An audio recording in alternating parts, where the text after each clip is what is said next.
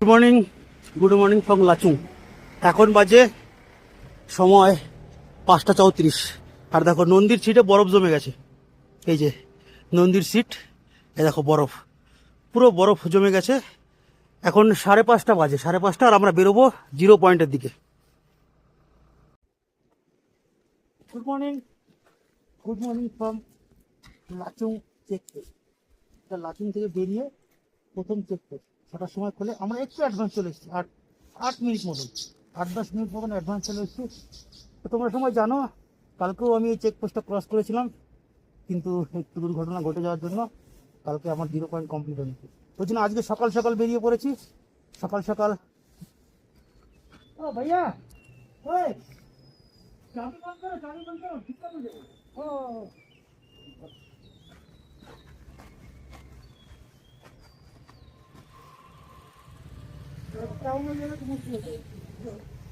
আজকে আমাদের সঙ্গে নতুন দুজন বিহার থেকে পুরো R15 নিয়ে এসছে, R15 নিয়ে যাবে।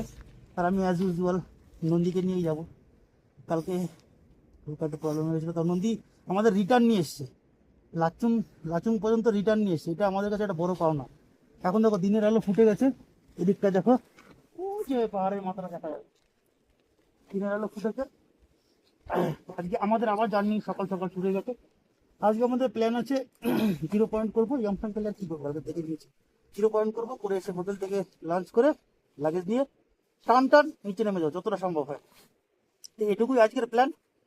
আর এরপরে রাস্তা তো সবই ভিডিও করা আছে, এগুলো দেখতে হবে। যদি প্রয়োজন মনে হয় কিছু করবো।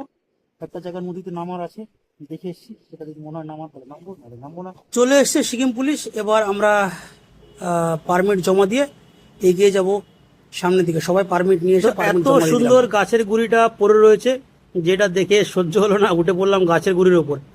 একটু হাঁটাহাঁটি করলাম, কিন্তু মনে হলো ব্যাপারটা খুব রিস্কি, কারণ গাছের গুড়িটা অনেকটা নড় পড়েছিল, এদিক ওদিক নড়াচড়া করছিল, আর উপরে অনেক মস হয়েছিল। মানে সকাল সকাল তো কুয়াশা পড়েছে, ভেজা ভেজা ছিল, স্কিট করছিল পা। যদিও রাবার শু পরেছিলাম, তবুও হাঁটাহাঁটি চলাচলিতে একটু অসুবিধা হচ্ছিল। হিমবাহ দেখো ওই দিক দিয়ে এভাবে এভাবে এভাবে নিয়ে এসছে। আর হিমবাহ কত কিছু বয়ে নিয়ে এসছে। আমরা ভূগোলে পড়েছি যে হিমবাহ নুড়ি, পাথর, কাকর বয়ে নিয়ে আসে। দেখো কত বড় বড় পাথর এদিকটা আছে, রাস্তাটার উপর দিয়ে পুরো হিমবাহটা বয়ে গেছে। এই যে দিকটা আছে, আর ওই দিকটার উপরে দেখো, ওই উপর থেকে নেমেছে। মানে চিন্তা ভাবনার বাইরে যে এইখান দিয়ে এত পাথর এইভাবে নামতে পারে। একটু ট্রেক করে উপরে উঠতে পারলে অবশ্য ভালো লাগতো, দেখতে পাতাম। এ দেখো হিমবাহর দ্বারা বাহিত নুড়ি, বালি, কাকর, পাথর সব এসে জমেছে। এত বড় বড় পাথর ওই যে ওখান দিয়ে বয়ে চলেছে, তো কোনো দিকে যায়নি, এই সোজাসুজি বরফের সাথে বয়ে চলেছে স্কিট করে করে। তো এই হচ্ছে হিমবাহ বাহিত নুড়ি, কাকর, বালি, কণা দিয়ে তৈরি এক রকমের ভূমিরূপ বলা যেতে পারে। এ দেখো এই যে পুরো বয়ে নিয়ে চলে এসছে উপর থেকে। ইয়ামথাং ভ্যালিতে আজকে আমাদের সেকেন্ড দিন। কালকে হয়নি, ঘুরে চলে গেছি, আজকে আবার চলে এসেছি। দেখো সবাইকে নিয়ে, এই যে নন্দী আর এই দাদারা বিহার থেকে এসছে।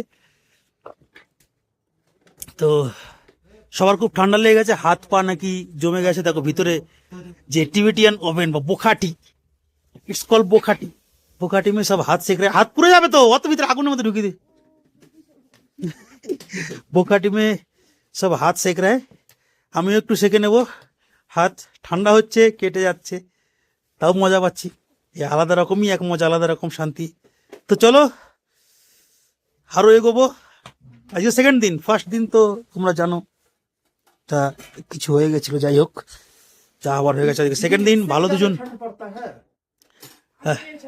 দুজন আরো নতুন বন্ধু পেয়ে গেছি, তো হাত সেকে নিচ্ছি।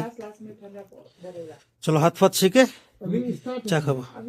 সকাল সকাল বোখাটিতে সবাই হাত সেকছে, খুব মজা লাগছে। খুব সুন্দর গরম একটা ভাব রয়েছে ভিতরটায়। সেকো বের করে, ওই কাছে রাখো না, গরম হয়ে যাবে। চা খাবো আমরা ইয়াকের দুধের। गर्मी होता है इधर, गर्मी इतना ज्यादा नहीं होता है, मतलब थोड़ा बहुत कम होता है गर्मी, थोड़ा सा। আমরা অর্ডার করেছি ইয়াকের দুধের লবণ চা আর এই খাপসি। এই দিয়ে আমরা সকালে ব্রেকফাস্ট ছাড়বো। আর আমার কাছে চিড়ে ছিল, চিড়ে নিয়ে এসছি। আর ये क्या चीज का बनता है दीदी? मैदा का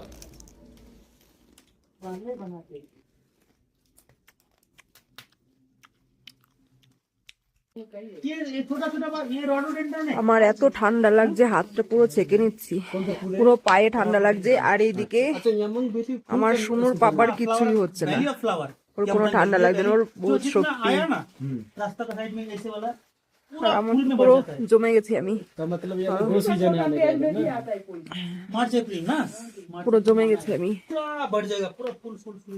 मार्च अप्रैल में तो ठंडा भी नहीं लगेगा ना, उसमें भी 0 पॉइंट में बर्फ गिरता है क्या?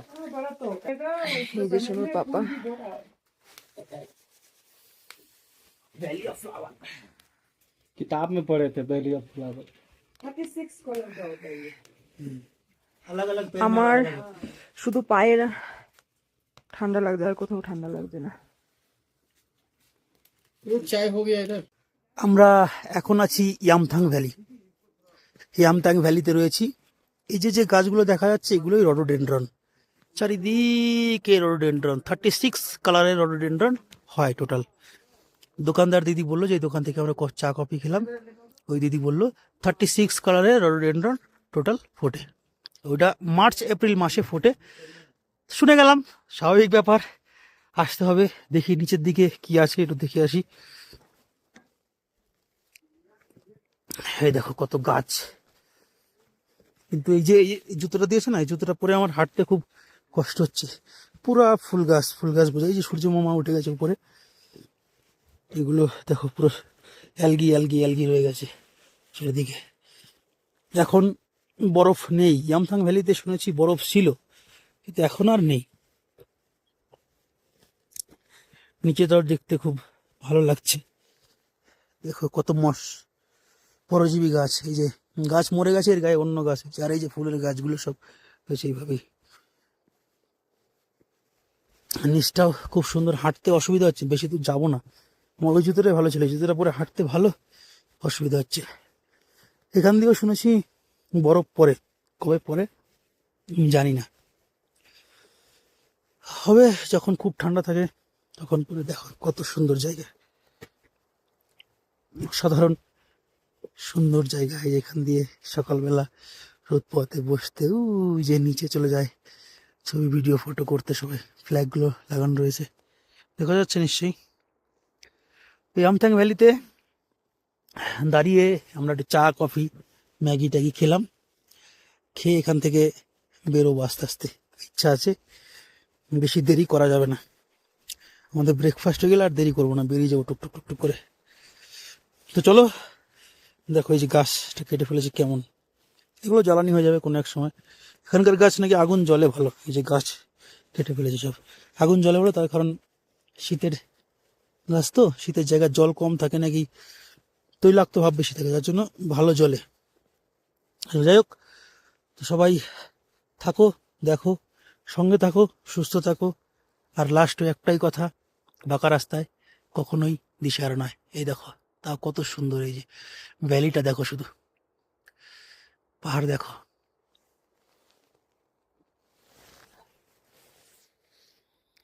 বরফ পরে বলছিলাম যে বরফ পরে, দেখো এই দেখো বরফ, এই দেখো বরফ দেখা যাচ্ছে, জমে গেছে পুরো।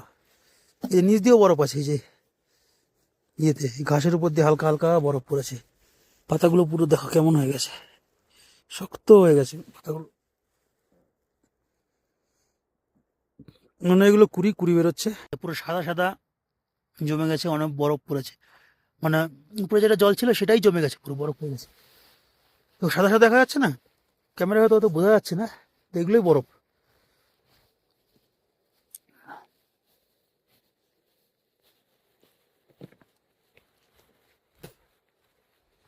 যাই একটু নিচের দিকে দেখি কি আছে। এখানে দেখো বনফায়ার করেছে, আগুন ফাগুন জ্বালিয়েছে রাতে, আগুন জ্বালিয়ে ছিল হয়তো। আর এখন তো নেই, বরফ নেই, কিন্তু জমেছে হালকা ঘাসের উপর দিয়ে, হালকা হালকা বরফ জমেছে, বোঝা যাচ্ছে হালকা হালকা, মানে জলটাই বরফ হয়ে গেছে আর কি। ওই যে ওই ব্রিজটা আমরা ক্রস করব, ওই ব্রিজটা ক্রস করে যাব এখান দিয়ে, এই দিকটা, এই দিকটা দিয়ে যাবো ব্রিজটা ক্রস করে। চলো, এতটা নিচে যখন চলে এসেছি আর একটু নিচে যাই। ও এখান থেকে তো গাড়িও নামে দেখছি,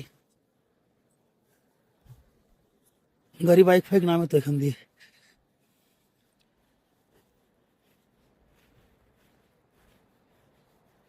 এই যে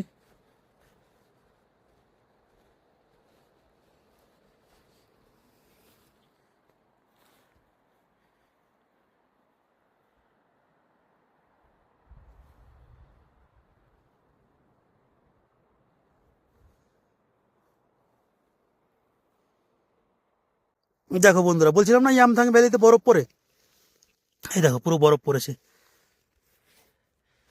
এই যে এগুলো কিন্তু সব আইস,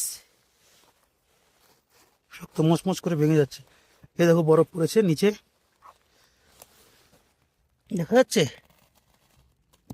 এই যে বরফ পড়ে রয়েছে ইয়ামথাং ভ্যালিতে। এটা নাকি ফুল হয়ে যায় বরফ পড়ে, শুনেছি পুরো ভ্যালিটা সাদা হয়ে যায়। এখন অত নেই, হালকা ফুলকা জমেছে বরফ। এই যে চলো আমরা তো বরফ দেখবো 0 পয়েন্টে গিয়ে। তো এই হচ্ছে ব্যাপার। তো তোমরা সবাই ভালো থাকো, সুস্থ থাকো, আর লাস্টে একটাই কথা, বাঁকা রাস্তায় কখনোই দিশারো না, গুড বাই।